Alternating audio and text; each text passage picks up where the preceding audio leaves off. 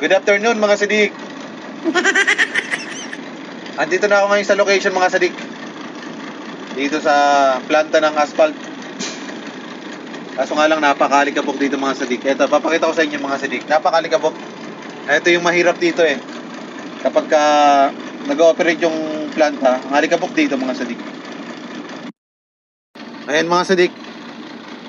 Kapag nag-ooperate yung planta, ayan, napakalikabok. Ayan ayan umiikot yung yung niya, turbo.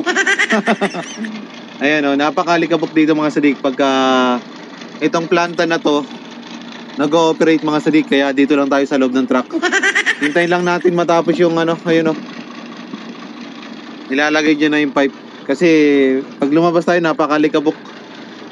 Tulad nitong nito, loader na to, naglalagay siya ng mga graba, mga kailangan para dun sa asphalt mga sadik. At yan ay nag-produce ng alikabok dito, kaya lalong nagiging malikabok mga sadik. Bukas kasi ang planta kaya malikabok eh. Pero kadalasan gabi nagbubukas to. Okay. Gabi nag-ooperate tong planta na to mga sadik.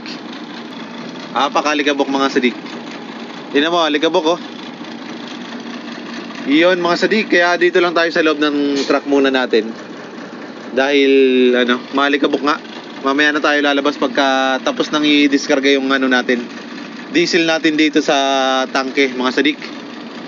Yun lang mga sadik, ingat lagi mga sadik.